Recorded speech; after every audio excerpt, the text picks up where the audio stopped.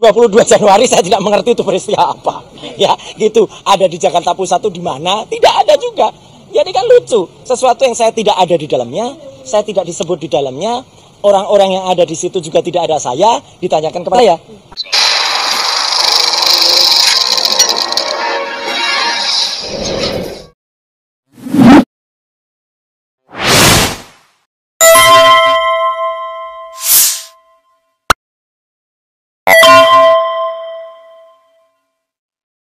Jadi sama aja kalau teman-teman ditanya, Anda ada di situ? Nggak ada. Oke, begitu Anda nggak ada, Anda tahu nggak siapa-siapa yang di situ? Kayaknya nggak ada. Ya udah kan. Jadi cepat tadi pertanyaannya. Dengan demikian saya memang menjawab pertanyaan-pertanyaan yang saya ketahui. Misalnya apa? Oh, saya lahir di mana? Dulu pendidikannya apa? Orang tua siapa? Data diri apa? Kemudian apa yang saya ketahui? Apa yang saya takuni selama ini tentang latar belakang telematika saya seperti apa? Definisi telematika seperti apa? Ya itu yang saya jawab. Begitu kemudian pertanyaan ada tanggal itu dan serangkaian, saya bilang gini. Sebuah namanya serangkaian, ya, saya balik ke dia. Namanya serangkaian tuh dari awal sampai belakang. Nggak boleh serangkaian terus tiba-tiba saya ditanya yang di tengah. Nggak ada. Kemudian saya ditanya yang di belakang. Nggak boleh. Kalau dari awal sudah putuslah pertanyaan itu. Dan yang menarik apa? Tadi memang saya mengecek apa sih yang sebenarnya mau ditanyakan. Ini loh Pak, ada 37 link yang ditanyakan. Oke, dari 37 link itu semua ada saya nggak? Nggak ada Pak. Bapak nggak ada di semua itu. Ya udah, selesai. Ngapain ditanyakan yang nggak ada saya? Meskipun mungkin 1-2 ada saya, tetapi itu sangat sporadik dan sangat minimalis. Dari 37 itu hanya beberapa dan itu di bawah 1/6-nya yang ada saya. Berarti kalau dari sisi persentase, saya hanya dikatakan ada dan itu mungkin hanya ikut di sebenarnya. Kemudian saya ditanya, apakah Anda punya akun media sosial? Saya jawab, tidak. Selesai, udah. Karena nggak apa? Terbukti saya tidak pernah melakukan posting. Berarti dari saya nggak ada posting. Saya tidak pernah melakukan penyiaran YouTube. Nggak ada, karena saya juga tidak punya YouTube, ya kan gitu. Dan kalau misalnya saya diajak tampil di sebuah acara, siapa yang punya YouTube dong? Siapa yang tampil dong? Masa saya tampil di TV? Misalnya ada di Nusantara TV, di iNews, di Kompas, di Metro. Ada yang belum saya sebut? Nanti saya diprotes. Ya. Nah itu, kemudian saya diminta kemudian tanya, itu idenya dari mana? Siapa yang ada di sana? Kayaknya nggak perlu. Ya kan, saya diundang selaku narasumber. Kalau saya diundang narasumber, jangan salahkan saya, gitu loh. Dan jangan salahkan TV-nya. Teman-teman saya bela loh ya, media. Masa ini semua terus mau dibela? Masa media mau dikriminalisasi semua? Masa YouTube mau diundang semua? Nggak boleh kayak gitu. Nah, akhirnya ya sudah, pemeriksaan itu akhirnya cepat sekali. Apa yang bisa saya jawab dan saya jawab. Meskipun tadinya memang saya harus tanda tangan 24 berkas. Memang banyak ya, 24 berkas. Tapi masing-masing berkas itu semua sudah clear saya jawab. Dan saya jelaskan posisinya, bahkan saya jelaskan penggunaan Undang-Undang ITE di pasal 32 dan 35 itu seharusnya bagaimana. Kemudian saya jelaskan juga soal bagaimana pasal 160 KUHP, yang itu pasal penistaan ya, karena maunya tadinya ada tulisan itu, pasal penghasutan ya, saya jelaskan penghasutan itu sudah ada peraturan MA yang kemudian itu mengatur bahwa itu harus menjadi ada bukti, tidak hanya bukti formil tapi juga ada bukti material. Jadi harus ada yang benar-benar terbukti menghasut. Kalau misalnya dikatakan, oh ini ada yang terhasut Pak, misalnya ada peristiwa di Solo, katakanlah begitu ya. Saya tanya, peristiwa di Solo tanggal 16 April itu ada saya atau enggak? Enggak ada Pak. Ya udah, kalau enggak ada saya ngapain ditanyakan? Jadi mostly semua pertanyaan tidak ada saya dan tidak perlu kemudian dilanjut. Jadi ya udah, tanda tangan, selesai. Total pertanyaannya berapa tadi? Total pertanyaannya memang cukup banyak. Tapi pertanyaan-pertanyaan itu saya sayang saja ya, kenapa Polda harus menghabiskan tinta, menghabiskan kertas untuk menanyakan sesuatu yang nggak ada hubungannya dengan saya. Ada 118 pertanyaan dengan 52 halaman. Ya, dan semua saya jawab clear, tidak ada yang tidak saya jawab, ya. Jangan salah, saya bukan tidak menjawab. Semua saya jawab. Ya, semua saya jawab ke 118 pertanyaan itu dari awal sampai akhir dan semua selesai. Jadi bukan menunda nanti akan ada lagi atau ini belum selesai atau nanti tunggu apa enggak. Dia ada itu, semua selesai dan alhamdulillah tadi pada print out yang ke-23 ya, itu ternyata kejadian lucu ini. Sama persis seperti yang kami alami di UGM, listriknya mati. Jadi agak lama nunggu setengah jam itu apa? Nunggu listrik hidup lagi dan kemudian nunggu itu ngeprint. Tapi sekali lagi petugas Polda Metro Jaya profesional, ya unit 5 Kamnek, begitu mati di situ mereka langsung membawa berkas itu keluar, file itu, kemudian di print di unit lain yang masih nyala dan kemudian jalan lagi, jadi tidak terganggu. Terima kasih untuk Polda Metro Jaya dan dengan sertijab Pak Kapolda yang baru, Pak Irjen Asep. Selamat. 22 Januari saya tidak mengerti itu peristiwa apa. Ya, gitu. Ada di Jakarta Pusat itu di mana? Tidak ada juga. Jadi kan lucu. Sesuatu yang saya tidak ada di dalamnya, saya tidak disebut di dalamnya, orang-orang yang ada di situ juga tidak ada saya, ditanyakan kepada saya.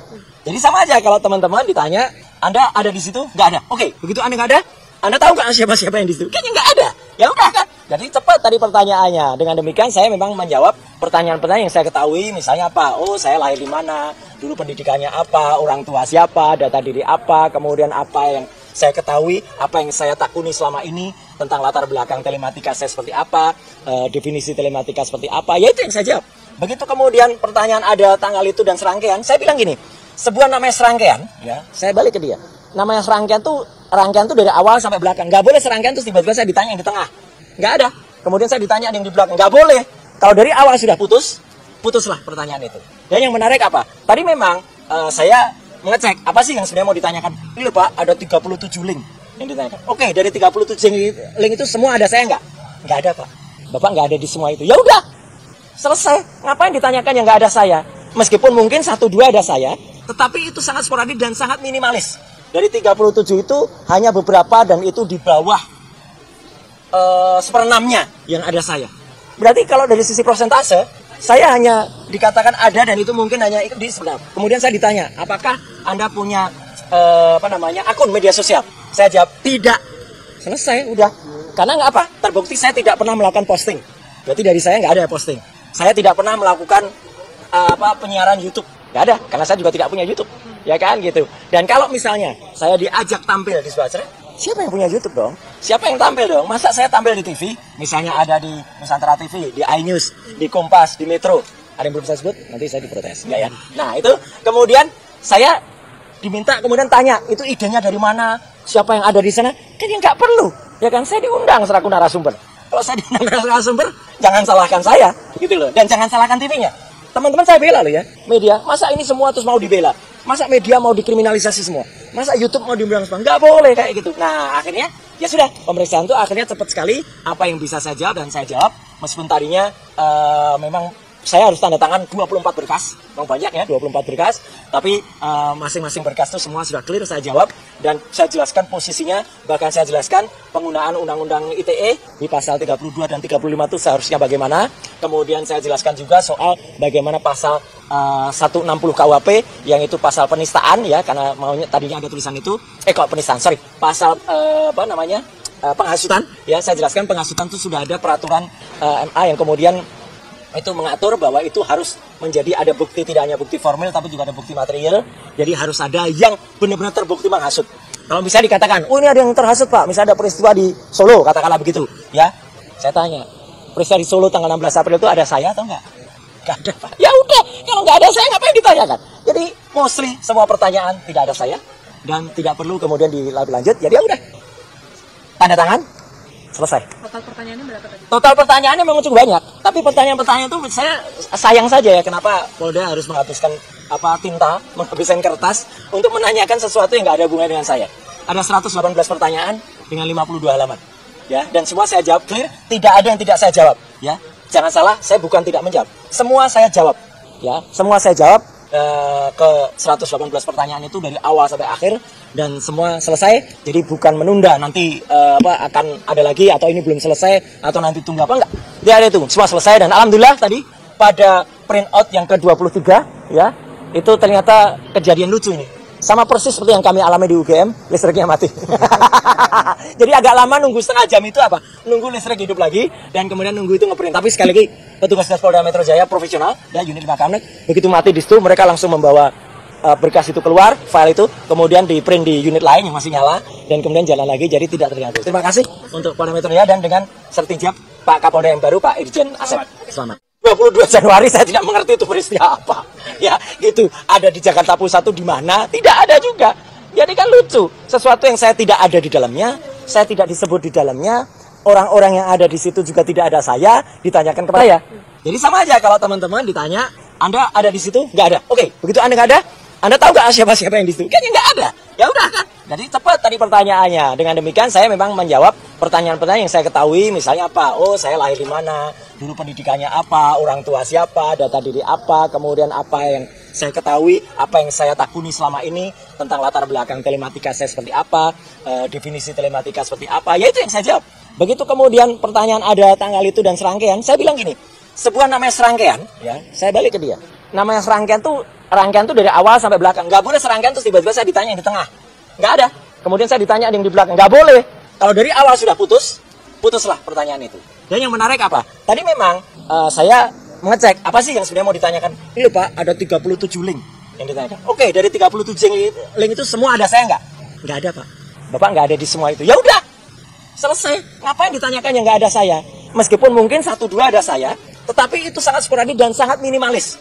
Dari 37 itu hanya beberapa dan itu di bawah 1/6-nya yang ada saya. Berarti kalau dari sisi persentase, saya hanya dikatakan ada dan itu mungkin hanya ikut di sebentar. Kemudian saya ditanya, apakah Anda punya akun media sosial? Saya jawab tidak. Selesai, udah. Karena nggak apa? Terbukti saya tidak pernah melakukan posting. Berarti dari saya nggak ada posting. Saya tidak pernah melakukan penyiaran YouTube. Nggak ada, karena saya juga tidak punya YouTube. Ya kan gitu. Dan kalau misalnya saya diajak tampil di sebuah acara, siapa yang punya YouTube dong? Siapa yang tampil dong? Masa saya tampil di TV? Misalnya ada di Nusantara TV, di iNews, di Kompas, di Metro. Ada yang belum saya sebut? Nanti saya diprotes. Enggak ya? Nah itu kemudian saya diminta kemudian tanya, itu idenya dari mana? Siapa yang ada di sana? Kan yang nggak perlu. Ya kan saya diundang selaku narasumber. Kalau saya diundang narasumber, jangan salahkan saya. Gitu loh. Dan jangan salahkan TV-nya. Teman-teman saya bela loh ya, media. Masa ini semua terus mau dibela? Masa media mau dikriminalisasi semua? Masa YouTube mau diundang semua? Nggak boleh kayak gitu. Nah akhirnya ya sudah, pemeriksaan itu akhirnya cepat sekali. Apa yang bisa saya jawab dan saya jawab.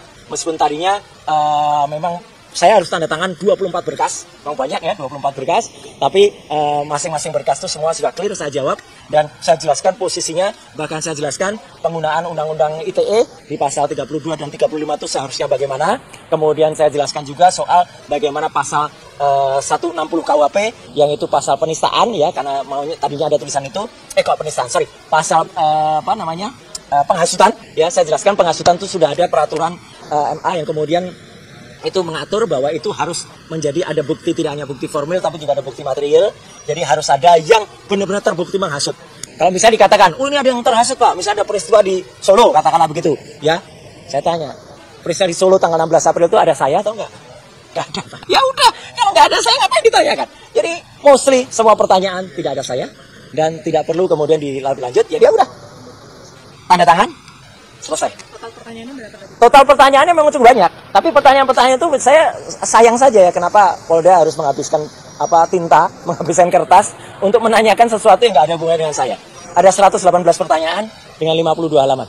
Ya, dan semua saya jawab clear, tidak ada yang tidak saya jawab, ya. Jangan salah, saya bukan tidak menjawab. Semua saya jawab. Ya. Assalamualaikum warahmatullahi wabarakatuh. Kawan-kawan media, terima kasih atas kehadirannya dan kami perlu sampaikan informasi ini kepada seluruh rakyat Indonesia tentang kondisi penegakan hukum di negeri kita yang hari ini tidak baik-baik saja. Penegakan hukum yang timpang, berat sebelah, tebang pilih tebang. Apa indikatornya? Semalam 3 saksi yang kemarin diperiksa itu ada sampai jam 4. Jadi saksi atas nama Sunarto jam 4 pagi menjelang subuh baru pulang. Ini sebuah pemeriksaan yang tidak manusiawi, tidak memperhatikan kondisi fisik orang yang semestinya sudah istirahat. Ini melanggar hak asasi manusia. Jadi begini, saksi itu kan orang yang akan diambil keterangannya berkaitan dengan suatu peristiwa yang dia lihat, dia dengar, dia alami sendiri. Dan pengambilan keterangan itu tentu dalam batas-batas waktu yang bisa diberikan secara baik begitu. Jadi jam 4 subuh itu, jam 10 baru pulang. Tidak manusiawi. Jadi ada yang jam 4 subuh, ada yang jam 9 malam, ada juga yang 12 malam. Jadi kemarin kami informasikan ada 3 saksi. Yang pertama Bu Meriati jam 9-an, yang kedua Arif Nugroho itu jam sekitar setengah 12-an, dan terakhir saksi atas nama Sunarto itu berakhir sampai jam 4. Jadi tiga saksi ini, yang pertama adalah dari aktivis, yang kedua itu dari jurnalis Arif Nugroho, dan yang ketiga dari YouTuber Sunarto. Dan karena itu saya mengimbau, apalagi Pak Kapoldanya kan baru dilantik, tadi ada sertijab. Pak Kapolda yang baru, tolong Pak awasi penyidik agar melakukan pemeriksaan yang manusiawi lah. Dan kami nanti akan sampaikan kepada penyidik bahwa pemeriksaan hari ini selambat-lambatnya sampai maghrib lah. Kasihan masih banyak agenda. Dan kalau memang materinya dirasa belum cukup, bisa dilakukan penundaan sesuai dengan waktu yang bisa disepakati, paling tidak seminggu selanjutnya. Jangan kejar target. Sylvester Matutina saja yang sudah terpidana sampai hari ini ya nggak dieksekusi. Ya, ngapain ya memeriksa saksi sampai subuh, sampai jam 4 pagi, itu apa tujuannya kalau tidak ingin menebarkan teror kepada saksi seolah-olah ya ini saksi akan dijadikan tersangka. Nah, itu yang kemudian pesan yang diterima oleh masyarakat. Ini jangan-jangan ya memang bukan tindakan penegakan hukum, dan ini makin mengkonfirmasi ada kriminalisasi dalam kasus ijazah palsu Saudara Joko Widodo. Apa itu kriminalisasi? Yakni satu peristiwa yang sebenarnya bukan kejahatan, yakni peristiwa kemerdekaan berpendapat, bahkan pendapat yang berdasarkan ya intelektual yang dikaji secara ilmiah itu dipaksakan seolah-olah menjadi kejahatan. Dan kemarin di Jogja kita juga sudah komplain ada tindakan-tindakan kemerdekaan berserikat berkumpul dan menyampaikan pendapat yang diberangus dengan cara-cara yang tidak manusiawi, katrok ya, cara-cara yang apa itu deso, cara-cara yang tidak intelektual. Harusnya buku dilawan dengan buku. Saya ingatkan kepada negara ini, sudah ada 2 anak bangsa menjadi korban karena buku, jadi Jokowi Undercover 2. Jangan sampai ya buku yang harusnya dijawab secara ilmiah, yang Pak Roy Suryo, ya Pak Rizwan Syarifat dan Dr. Tifa membuat buku judulnya apa? Jokowi's White Paper. Itu ilmiah, kaji. Kalau memang nggak siap dengan beda pendapat, keluar dari republik ini. Karena konstitusi di republik ini menyatakan berpendapat itu adalah hak konstitusional, dan memang dalam konteks berpendapat itu tidak mungkin sama, ada perbedaan. Dan kalaupun ada kesalahan berpendapat itu juga bukan kejahatan. Jadi jangan sampai orang takut berpendapat. Kenapa? Pertama, beda berpendapat. Yang kedua, salah berpendapat. Padahal beda pendapat dan salah berpendapat itu bagian dari hak konstitusional, bukan maling, bukan korupsi, bukan kejahatan yang bisa dipidana. Nah, itu yang pertama. Yang kedua, sejak awal kami sudah komplain ada penyelundupan hukum di kasus ini. Tapi ternyata ada 2 tindakan sekaligus. Di awal diselundupkan pasal-pasal yang tidak relevan, pada penyidikan dikeluarkan pasal-pasal yang sebelumnya masuk pada proses penyelidikan kemudian dikeluarkan. Apa itu? Yang pertama, ini kan kasusnya 311, 310 KUHP dan 27A yang berkaitan dengan fitnah dan pencemaran. Tapi tiba-tiba dimasukkan ada pasal 35 dan 32 Undang-Undang ITE yang ancamannya 12 tahun dan 8 tahun begitu. Ya, yang kedua, bukan diselundupkan, justru dikeluarkan sebelumnya laporan dari yang awalnya katanya Pradi Bersatu, begitu SPDP tidak ada itu pelapor atas nama Pradi Bersatu, yang ada hanya lecumanan. Sebelumnya ada pasal 28 ayat 3 Undang-Undang ITE, junto pasal 45A ayat 3 Undang-Undang ITE, yang terbaru diubah dengan Undang-Undang Nomor 1 tahun 2024 yang merupakan perubahan kedua atas Undang-Undang Nomor 19 tahun 2016 yang merupakan perubahan dari Undang-Undang Nomor 11 tahun 2008 tentang ITE, Informasi dan Transaksi Elektronik. Kenapa? Pasal 28 ayat 3 itu mengedarkan kabar bohong yang menerbitkan kerusuhan, yang mengakibatkan kerusuhan. Ternyata yang bohong itu justru Pradi Bersatu. Sebelumnya kalau wawancara kemana-mana, dia katakan Pradi Bersatu melaporkan, Pradi Bersatu melaporkan. Ternyata setelah SPDP tidak ada pelapor atas nama Pradi Bersatu. Begitu kami kritik ini ada kebohongan, pasal 28 ayat 3 tentang pasal kebohongan ini hilang. Panggilan polisi hari ini tidak ada pasal 28 ayat 3. Jadi seenak-enaknya penyidik menyelundupkan pasal, masukin pasal, seenak-enaknya penyidik mengeluarkan pasal yang sebelumnya ada. Lalu negara ini di mana kepastian hukumnya? Jadi nggak boleh semau-maunya pasal dimasukin, pasal dikeluarin. Kalau memang konsisten ada pasal 28 ayat 3, kenapa hilang di proses penyidikan? Nanti dalilnya itu kan kewenangan penyidik. Nggak bisa ya, kewenangan itu ada batasan. Kalau sejak awal pasalnya apa itu konsisten. Dan harus ya, kalau memang pasalnya 310, 311 dan 327A tentang pencemaran dan fitnah nggak relevan, nggak boleh diterima pasal 35. Dan disitulah ya ada intensi yang jahat dari pelapor yang Saudara Joko Widodo, ingin ya agar orang yang tersangka dengan status walaupun pencemaran karena ada pasal 35-nya itu bisa ditahan. Walaupun nanti di pengadilan nggak terbukti 35-nya, yang penting dalam proses penyidikan bisa untuk menahan. Ini jahat ini. Dan hukum kita ini nggak boleh seperti itu. Tangkap duluan, tahan duluan, putusan urusan belakangan. Terbukti dalam kasus Gus Nur, itu kan sebelumnya muncul 156A KUHP. Karena apa? Ya, mubahalah itu dianggap penistaan agama. Masuk 156A KUHP. Kedua, kabar bohong. Ketiga, delik sara. Ujung-ujungnya apa? Kabar bohongnya nggak terbukti. 156A tentang penodaan nggak terbukti. Yang terbukti hanya 28A. Itu pun sampai hari ini ya. Apakah nggak boleh kita ya menyampaikan pendapat yang konsekuensinya itu memang benci? Kita benci kebohongan. Apa nggak boleh benci kebohongan? Kita benci orang tukang bohong. Apa nggak boleh benci tukang bohong? Hak masyarakat kalau mencintai keadilan dan membenci kebohongan. Hak masyarakat kalau mencintai kejujuran, termasuk orang yang membawa kejujuran, dan membenci orang yang tidak pernah jujur, orang yang berulang kali bohong. Jadi sekali lagi saya ingin tegaskan kepada penyidik Polda Metro Jaya, profesional. Dan salah satu indikator profesionalnya hari ini adalah tidak boleh ada pemeriksaan yang melebihi batas-batas yang kemudian itu tidak dianggap wajar. Yang wajar itu ya sampai maghrib lah. Karena Pak Roy, Pak Rizal, juga Bu Kurnia itu punya keluarga. Nah, yang terakhir, saya mau informasikan hari ini pemeriksaannya ada 3 klien kami. Pertama, Pak Roy Suryo. Ini adalah pemeriksaan yang pertama di tingkat penyidikan. Sebelumnya sudah pernah diperiksa di tingkat penyelidikan.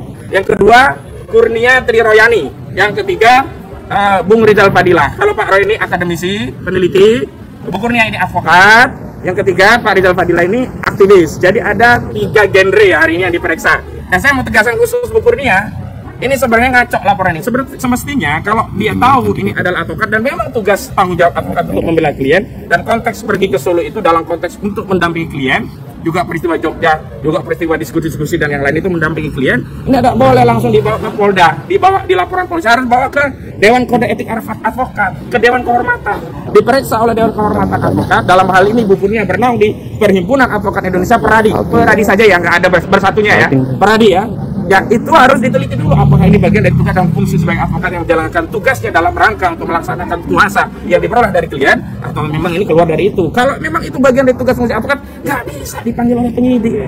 Ini kita sesama penegak hukum, nggak boleh dong offset penyidik manggil advokat, nanti advokat manggil penyidik, kan nggak boleh juga. Jadi semua harus menghormati koridor hukum sebagai bagian dari catur wangsa. Penegak hukum, advokat penegak hukum, jaksa penegak hukum, penyidik penegak hukum, hakim pun penegak hukum, gitu.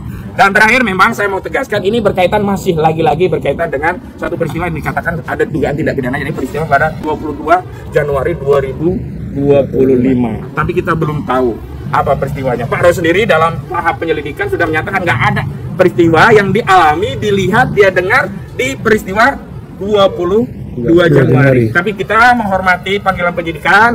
Jadi kalau kemarin ya kita melakukan penjadwalan ulang, bukan mangkir, karena kita resmi datang kemari. Dan hari ini kami ya secara kesatria ya mendatangi penyidik untuk memberikan keterangan sesuai dengan apa yang dikehendaki oleh undang-undang.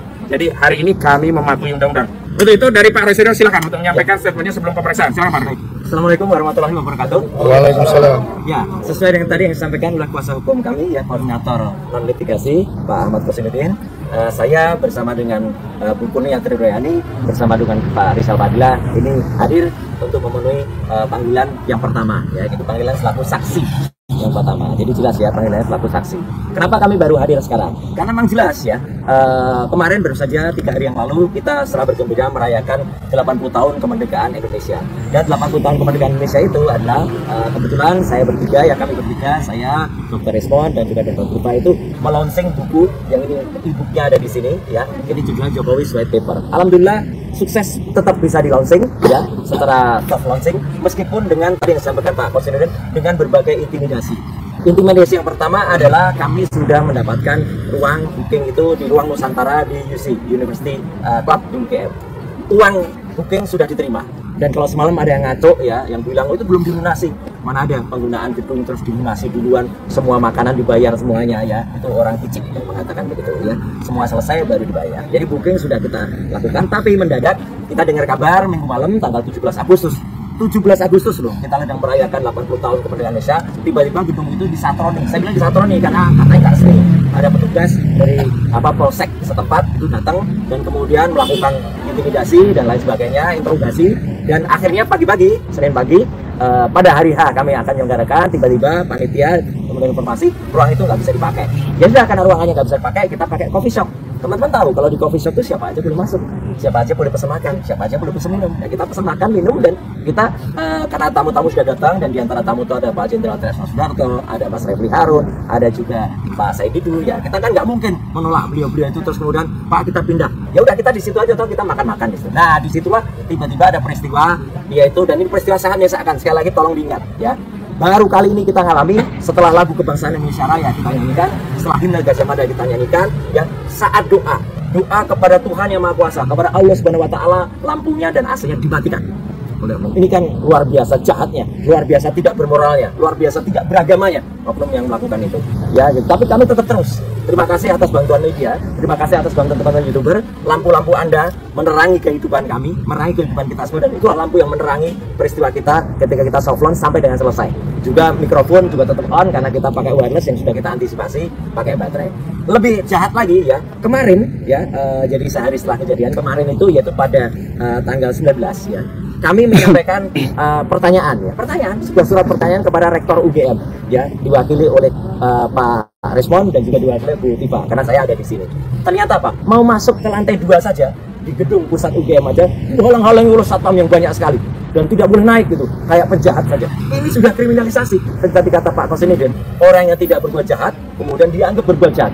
Jadi ini jahat sekali. Nah, hari ini ya kami mengantisipasi kalau ada tindakan kriminalisasi lagi nanti yang akan dilakukan seperti yang dialami oleh 3 rekan kami kemarin. Ya, mulai diperiksa jam 10, ada yang jam 11, tapi tiba-tiba ada yang selesainya baru jam 9 malam, jam 12 malam, bahkan jam 4 pagi mau subuh. Ini sudah sangat tidak manusiawi. Jadi kami sepakat, tadi kami setuju untuk membatasi pemeriksaan hari ini ya hanya sampai pada maghrib. Ya, begitu kalau maghrib nggak selesai, kita pamit. Ya, silahkan dijadwalkan lagi. Jadwalkan lagi itu berarti tetap pemeriksaan yang pertama, tidak berarti pemeriksaan yang ketiga, ya gitu, atau modul kedua. Itu clear ya. Dan jadi hari ini kami akan jawab semua pertanyaan sesuai dengan apa yang sudah tertulis dan tersurat di dalam surat panggilan. Pertanyaan yang tidak ada hubungannya dengan yang ada di surat, yaitu tanggal 22 Januari 2025, tidak akan kami jawab. Clear ya? Karena kami itu sifatnya saksi. Saksi itu hanya melihat dan mendengar apa yang dia dengar, apa yang dia lihat. Kalau tanggal 22 itu kami tidak mendengar apapun, tidak melihat apapun, dan tidak ada di lokasi itu, ya kami nggak boleh menjawab. Saksi tidak boleh berpendapat. Yang boleh berpendapat itu ahli. Ya, kami bukan ahli di sini. Kami itu saksi yang dimintai keterangannya, bukan dimintai pendapatnya. Lagian yang sangat tidak profesional, ya saya tambahkan tadi yang sampaikan Pak Kasih. Dulu ketika kami diklarifikasi, tanggalnya berbeda. Tanggalnya, lokus dan tempusnya. Jadi tempusnya waktu itu adalah tanggal 26 Maret 2025. Sekarang tanggalnya berbeda, 22 Januari. Berarti peristiwanya nggak jelas. Yang dilaporkan itu tidak jelas. Berarti, jadi yang pelapor tidak mengerti tanggalnya di mana. Ini nggak boleh. Yang namanya pencemaran nama baik, yang namanya dia kemudian fitnah, itu harus dia mengalami, harus dia sini kan teman-teman sudah tahu. Katanya pelapornya bukan saya yang mengatakan, itu pengecut namanya. Dia justru membenturkan sesama anak bangsa, membenturkan penyidik Polda Metro Jaya untuk mencari-cari, ya gitu, kepada pasal-pasal yang ada. Dan yang satu lagi yang ada kelompok yang namanya tadi pernah bersatu atau pernah bercerai tadi, ya itu mereka bahkan kemudian tidak menggunakan kelompoknya, tapi kemudian menggunakan sendiri. Dan mereka juga tidak profesional. Tadi katanya ada 5 orang yang melaporkan, ada yang di Depok, ada yang di Jakarta Pusat, Jakarta. Ternyata sudah polisi sudah capek-capek manggilin saksi-saksi, kemudian ternyata yang 2 dibatalkan. Ya, mereka menarik laporan. Ini kan penghinaan terhadap kepolisian. Ya, lapor tapi kemudian, dan ada lagi penghinaan. Salah satu orang yang sering datang kemudian memberikan kesaksian, itulah orang yang namanya Sylvester Matutina. Penghinaan karena dia adalah terpidana. Orang yang terpidana selain tidak boleh menjadi komisaris, juga tidak bisa memberikan keterangan. Keterangannya harus cabut, apalagi dia memberikan keterangan yang konon sangat esensial ketika peristiwa di Solo. Itu nggak boleh, harus dianggap. Kenapa? Kalau dia masuk penjara, berarti dia nggak ada di peristiwa itu. Jelas kan? Dia nggak bisa memberikan keterangan di situ. Jadi kenapa dia bisa memberikan keterangan? Karena dia melarikan diri, tidak ditahan. Hari ini dia juga lagi mengajukan PK, tapi itu urusan lain. Kalau sampai negara mengizinkan PK dia, malu sekali negara ini. Orang yang mengajukan PK itu harus menjalani eksekusi dulu. Tapi saya kembali ke sini, ya terakhir yang saya sampaikan, doakan semoga teman-teman juga sabar, teman-teman juga menunggu kami, ya. Kami akan lakukan sebaik-baiknya, meskipun kami dengar pemeriksaannya itu nanti akan ada 24 eksemplar yang diprint tiap halaman. 20 berkas. Ya, 24 berkas, ya tiap halaman.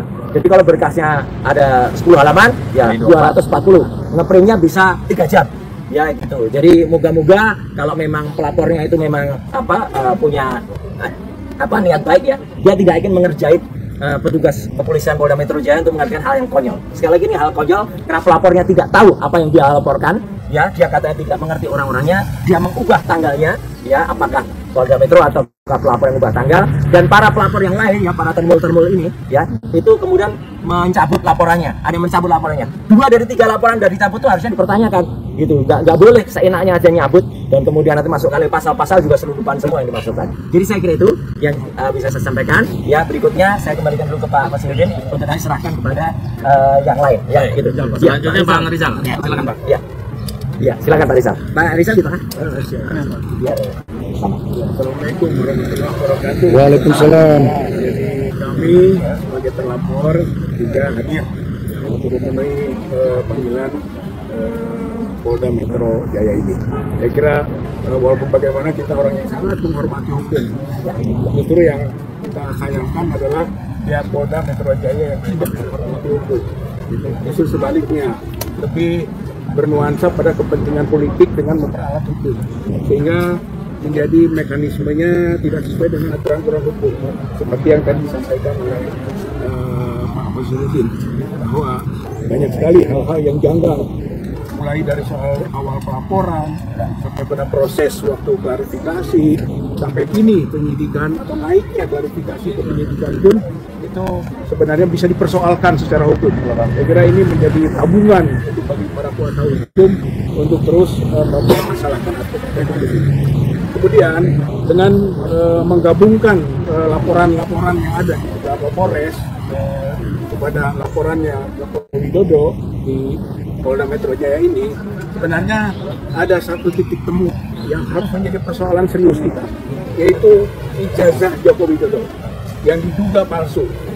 Oleh karena itu, dalam beberapa momen kita sampaikan seharusnya awalnya yang harus mengumumkan keberadaan ijazah itu adalah Joko Widodo, tapi karena sudah disita oleh pihak Polda Metro Jaya, maka pihak Polda Metro Jaya harus mengumumkan kepada rakyat, kepada masyarakat, kepada publik, ini loh, gitu kan, ijazah yang dipertanyakan itu. Tapi sampai sekarang tidak muncul juga pengumuman itu. Oleh karena itu, maka sudah selayaknya nanti pada proses pemeriksaan kita sebagai pelapor, maka pihak Polda atau penyidik menunjukkan kepada kami semua ini buktinya, gitu kan, tentang ijazah itu. Dengan begitu kita bisa memberi jawaban-jawaban, kesaksian-kesaksian, pandangan-pandangan yang sesuai dengan kapasitas kami sebagai pelapor, sesuai dengan terlapor, sesuai dengan apa yang dipertanyakan. Tapi jika nantinya memang tidak bisa ditunjukkan, itu persoalan lain. Itu yang menjadi nanti pertimbangan kami di Polda. Itu poin berkali ijazah itu harus ditunjukkan. Kalau tidak, masa disembunyikan terus-menerus. Kemarin yang menyembunyikan Joko Widodo, sekarang yang menyembunyikannya Polda Metro Jaya. Lalu siapa lagi nanti akan menyembunyikan? Saya kira ini persoalan serius bangsa dan negara. Selanjutnya, dengan menggabungkan seluruh laporan, itu gambaran bahwa ini ada apa yang kita sebut dengan gado-gado, ya.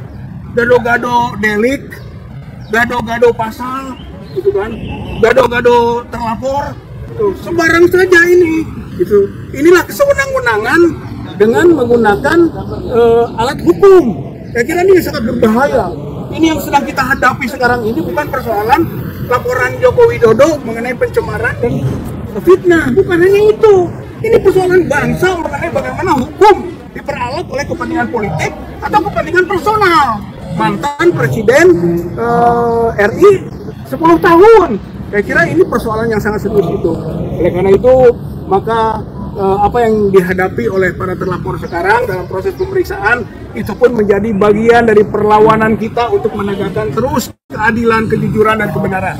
Saya kira ini adalah hal yang menjadi beban sekaligus kewajiban dari pihak terlapor, khususnya kuasa hukum juga, semualah kita, bahwa yang layak untuk diproses hukum itu bukan kami, bukan. Kami yakin tidak layak ini dicari-cari. Yang lebih layak untuk diproses hukum itu Joko Widodo, karena dia yang dituduh, dia yang dipermasalahkan mengenai ijazahnya yang diduga palsu, dia yang harusnya menjadi pesakitan. Oleh karena itu, sampai kapanpun kita akan mengejar, sampai kapanpun kita akan melawan. Kita pribadi atau kita sebagai komunitas para pejuang kebenaran, kejujuran, dan keadilan, atau warga masyarakat yang akhirnya sadar bahwa sebenarnya yang diyakini bahwa ijazah Joko Widodo itu palsu. Dulu awalnya keyakinannya jangan-jangan asli, gitu kan. Nanti dimunculkan yang asli. Sekarang nonsen, nggak ada itu yang asli. Yang disebut dengan kemungkinan berbeda dengan apa yang sudah ada sebagai konsumsi publik. Nggak ada itu. Yang ada sudah dianalisis, sudah dibongkar, sudah dikaji, sudah diteliti oleh Dr. Roy, Dr. Rismon, Dr. Tifa, dan yang lain-lain juga yang ikut serta menelaah bahwa sebenarnya kalau yang begitu itu ijazah palsu namanya. Itu. Dan itu yang harus menjadi sekarang kewajiban dari Joko Widodo, membalikannya bahwa ijazahnya asli. Bukan kita yang menuduh ijazah palsu harus membuktikan. Yang harus membuktikan sekarang adalah Joko Widodo bahwa ijazahnya asli. Karena rakyat, masyarakat, bangsa Indonesia sudah yakin bahwa ijazah Joko Widodo, baik yang SMA maupun yang perguruan tinggi atau UGM, itu palsu. Makanya saya juga ikut serta membuat buku. Ya. Gitu ya. Ya, Bukunya itu Nah, ini. publik yakin ijazah Jokowi palsu. Itu mudah-mudahan menjadi kompromen dari Terima kasih. buku induknya. Ya, buku induknya Dr. Roy, Dr. Rismon, Dr. Tifa mengenai Jokowi's White Paper. Ya. Ini pandangan publik sekarang. Politik, sosial, hukum, dari pandangan publik masyarakat tadi tentang bagaimana mereka melihat ijazah Joko Widodo ini. Intinya adalah publik yakin ijazah Jokowi palsu. Saya kira kita akan berjuang terus. Apapun yang terjadi pada proses hukum tidak akan mengurangi perjuangan kita semua. Insya Allah kebenaran akan terbukti, kejujuran menang, mengalahkan penipuan, kebohongan yang dilakukan oleh Joko Widodo. Saya kira ini yang menjadi penting. Mudah-mudahan sekarang adalah fase menuju cepat terkuaknya ijazah palsu Joko Widodo. Kesemutan, kebas, nyeri seperti ditusuk. Saraf gak diperhatiin sih. Minum Neurobion untuk hentikan kerusakan saraf dari sumbernya. Saraf aja aku perhatiin, apalagi kamu. Neurobion. Lo harus cari dia. Siapa? Anak gue. Aku sudah cari anak kakakku di banyak sekolah di Jakarta Timur dan ini sekolah terakhir.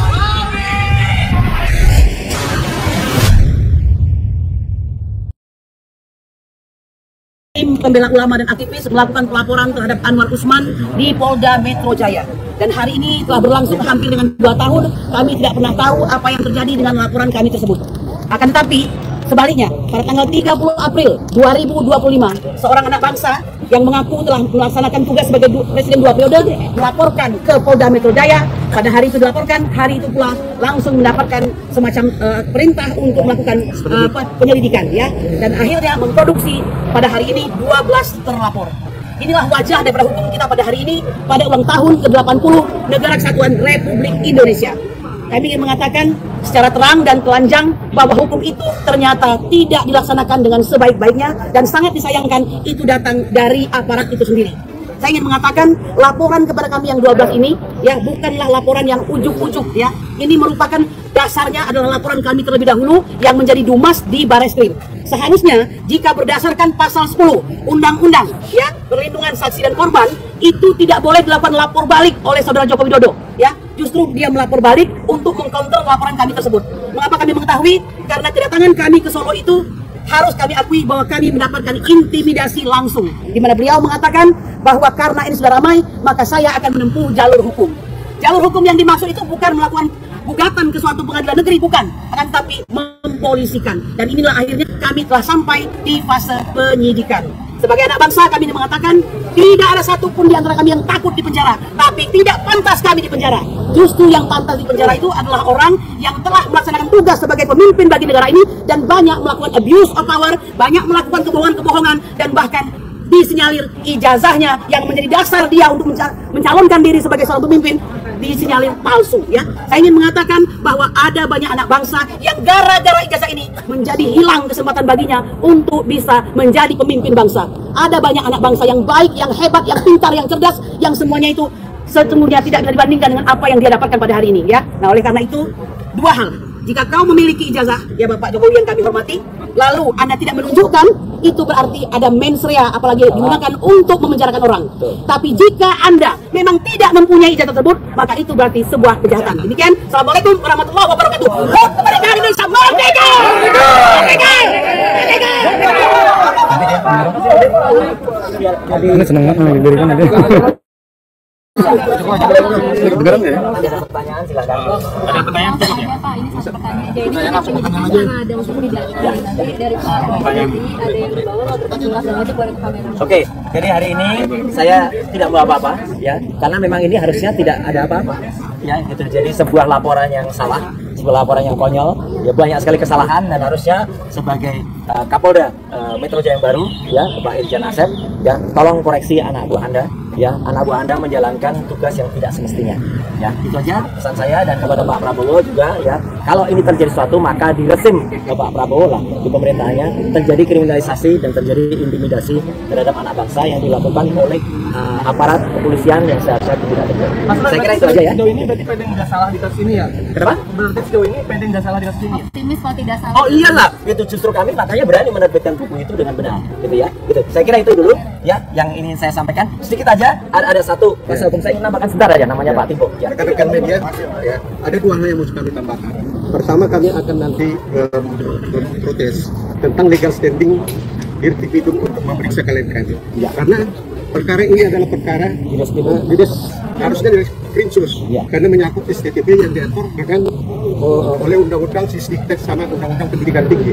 Nah, klien kami juga adalah masyarakat pemerhati pendidikan, sehingga berhak untuk membongkar semua permasalahan ijazah ini sampai tuntas. Itu nanti akan menjadi keberatan kami ke penyidik.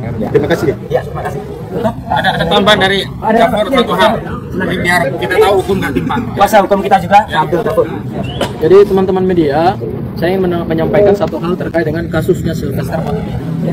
Kasus Sylvester Matutina hari ini kan dijadwalkan untuk disidangkan. Ya, kasus ini menunjukkan ada suatu kesenjangan hukum dan disparitas hukum yang luar biasa. Di satu sisi, pemeriksaan terhadap laporan Pak Joko Widodo sedang dikebut oleh Polda Metro Jaya. Tetapi di sisi yang lain, aparat penegak hukum sedang mempertontonkan suatu penegakan hukum yang tidak berimbang, yang tidak adil, yang pilih kasih, ya, yang tidak sesuai dengan KUHP, melanggar asas legalitas, melanggar semua tatanan sistem hukum kita. Kenapa? Karena kasus Sylvester Matutina itu sudah inkrah. Dan hari ini kami mengharapkan kepada Kejaksaan Negeri Jakarta Selatan, dan kami juga sudah mengirimkan surat mewakili tim kuasa hukum Pak Roy Suryo CS itu kepada 3 pejabat di Kejaksaan Agung Republik Indonesia, yaitu pertama Pak Jaksa Agung ST Burhanuddin, kedua Jaksa Agung Muda Bidang Pengawasan, dan ketiga Jaksa Agung Muda Pembinaan.